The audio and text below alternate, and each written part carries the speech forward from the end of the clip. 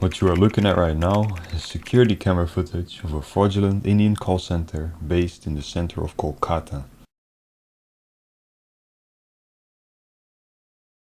It wasn't until a few weeks back that I got access to these cameras, their security cameras. Having access in this center, on the other hand, is a different story. I got these cameras back in April of this year, but never realized they had these cameras. When I did realize this, I tried to access them, but I could not manage to guess the password, so I had to social engineer Hikvision themselves to change the password for me. The first thing I did, once I got into the CCTV, was mapping out all the cameras and finding out which part of the call center my hijacked computer was in.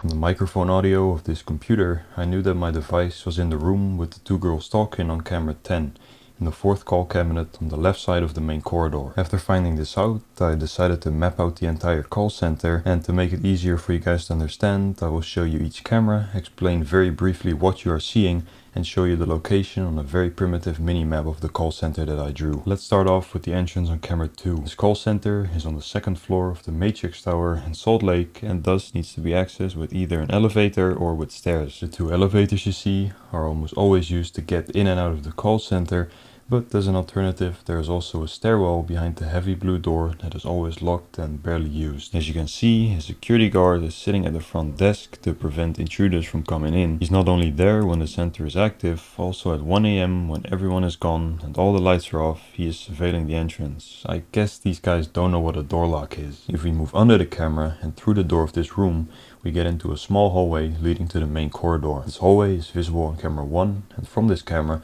we can partially see the left elevator and a black bench against the wall on the right. The main hallway is to be seen on camera 3. You can see a fragment of the black bench that we also saw on camera 1, and on the left side of the main hallway there's 4 rooms, all having cameras, and all these rooms are occupied by scammers taking calls. Since there's no audio on these cameras, I don't know what scam the people in room 1, 2 and 3 are running, but I'm assuming they all run the same scam, which I will get into in a second. From this footage of a scammer walking into the first room on the left, I know that camera 8 is that first room.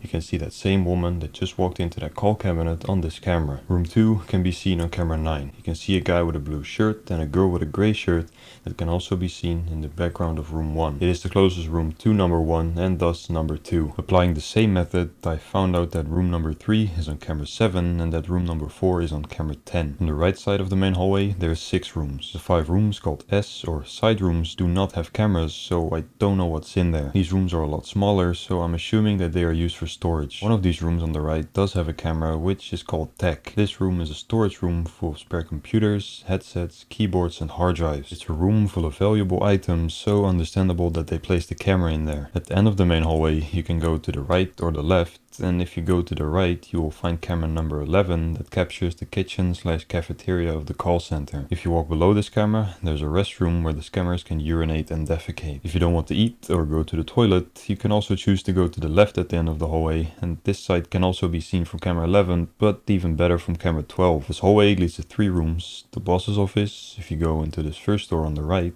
and also 2 more call cabinets if you go through this door at the end of the hallway, one on the right and one on the left side. The boss's office can be found on camera 16. Some interesting stuff goes down in there, like payments of people that clean the call center and the security guards, interviews for people that are trying to become a Salt Lake scammer for a living, and also meetings between the higher ups in the company, probably talking about something along the lines of, from what I know, these 3 guys having a meeting are the main bosses. Here are some better pictures of the guy in green.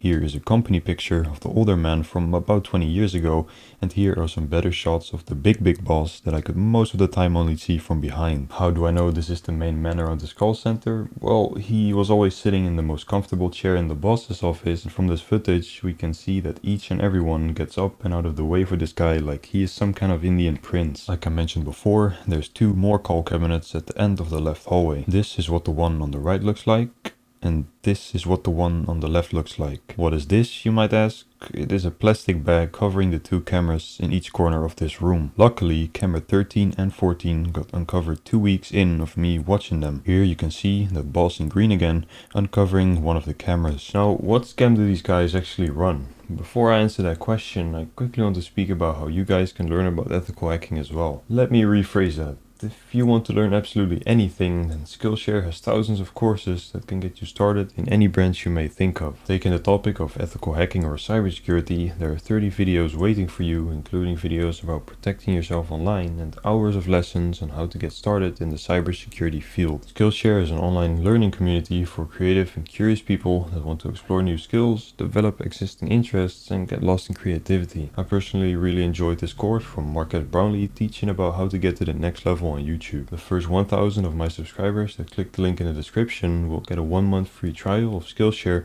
so you can start exploring your creativity today. Thanks Skillshare again for sponsoring this video. Now let's continue on with these CCTV scammers their scam. What scam do they actually run? Well, the answer to that question is not as easy as usual. It seems like this call center is experimenting with plenty of different scams in different parts of the world to see what will get them the most money. I have had this specific connection for about 7 months now, and in that time I have seen plenty of different scams pass by. We have, for example, the Amazon night shift scam targeting American phone numbers from this computer, which I recorded in June of 2021, so about 3 months ago. Thank you for being connecting with Amazon customer service. This is Jason. How can I help you? There is some fraudulent people who have got all sorts of your information and they have done that fake order, taking down your identity. That is the reason why we have given you a notification call. No, you have just said me that I'm a stupid. Then why will I tell you the information? I can't hang up the call, sir, because the thing is that we don't have the authorization to hang up our customer on their face. Sadaf. Another very common and popular scam has also been experimented with on this computer, the Microsoft tech support scam. They ran the scam from early July until late August, but the only difference is that they didn't target American phone numbers this time. They instead tried their luck with potential victims from Germany. Hello sir, my name is David and I am calling you from Windows Technical Department. This call is about your computer and laptop, okay? This is a service checkup call for your computer. The reason of my call because your computer license ID sending some report our Microsoft department, some failure and one mistake. An online hacker or infection get inside your computer and misuse your computer some criminal activity. That's the reason, sir, I'm calling you and remove all the problem. Okay? Okay, I speak German, sir. I speak little German. Okay? First of all, sir, you open in your computer, then Microsoft connect your computer our German department. From the AnyDesk of this hijacked machine, I can see that these scammers also run an early morning shift, trying to scam people from Australia pretending to be from NBN, an internet service provider with its roots in the Australian government. I unfortunately have never actually seen them attempting the scam, as Australia has a time zone that is very hard for me to monitor. This scam works the same as the Microsoft scam, however. The scammer claims that your modem or router is about to expire, or that someone has been using your internet connection and they're going to help you fix this issue. At some point during the call, however, they're either going to ask you for money, for remote access to your computer, or for access to your online banking. I have to give you the security in your bank. You have to log into your bank by yourself. I don't need anything. I don't want anything with your computer. Okay. There's also one more different computer that I have in the same call center running a complete different scam. This computer is in the third call cabinet and is running a scam on Indian people pretending to be from Jio, the most popular Indian telecommunications company. They somehow get people in their WhatsApp and sell Jio 5G network towers to be built on the premises of the victim's company. You might be wondering, how is this a scam? The contract only states the victim is getting money and not that they have to pay anything, right? Well, there's also a second document all the victims receive from the so-called Indian Department of Telecommunications, DOT in short. This document states that the victim has to pay a registration charge of 8,590 rupees, roughly 120 USD, after which the scammer then blocks their phone number, leaving the victim behind with their money gone and stolen copies of their identity card, PAN card, land paper and a picture of the victim. As you can see from the scammer's background, there was a lot of files on this machine. Most of these files were the fake Jio contracts, but there was also some other interesting files in between those. These files include 2 pictures of Indian identity cards from people of which I don't know if they are scammers. Furthermore, there's also some screenshots of payments to people from Namita Bhupesh and Arhind The screenshots with the name Namita B are clearly photoshopped compared to the other two names, and so I think that is most likely a fake name. These payments are fake screenshots to convince people to send money to the scammers as an insurance charge on the loan they are taking. Yes, the scammers also run a loan scam from this machine, pretending to be from Reliance Commercial Finance, offering Indian people loans for which they have to pay 6,500 rupees, of which they will get 6,000 back. Very shady if you ask me. Just like with the Geo scam, the scammers will run off with the victim's money after receiving this insurance fee. All these different scams might be a bit confusing, but the shifts that these guys run are actually well structured and the pattern is very clear to notice when watching them for a few months. The morning shift starts off a new scamming day. The first people come in at 12 PM Indian time, and those include the Germany scammers that instantly move from the entrance to call cabinet 4. Along with the Germany campaign, a bunch of other scammers will fill up call cabinets 1, 2 and 3 from 12 to 1 PM. All these people will have about a 6-hour shift until 6 PM, after which they will all slowly move back out through the elevators. As you can see, at about 5 PM the center is still very active, but 2 hours later at 7 PM the center is pretty much empty.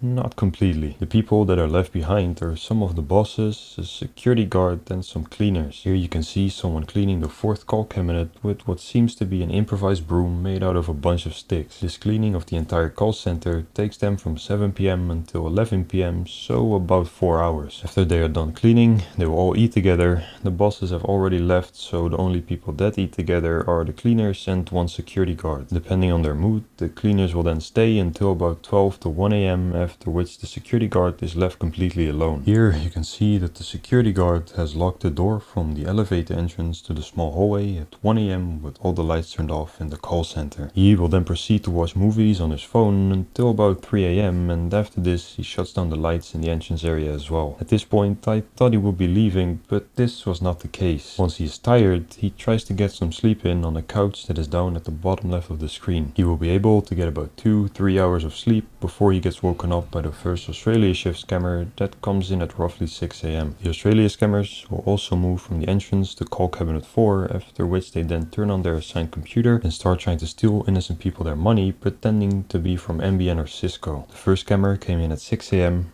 An hour later there's only just 3 scammers casually touching feet, and another hour later there's 9 Australia scammers hard at work. The shift will run from 6 AM until 12 PM, and this is when the Australia scammers will be substituted for the 12 to 6 PM scammer group, including the Germany scammers, which starts off another 24 hours of scamming. This is it for now. I might work with some journalists to storm this call center or mess with the scammers to make another video on them. If you have any suggestions, please leave them down below, and if you know anything about this group or live close to them and want to help, you can always hit me up on Twitter. This video took me months to make, so if you want to buy me a coffee for the effort, you can check out my Patreon and PayPal in the description. Thank you guys for watching. Have a nice day. Stay safe, stay cautious. Bye bye.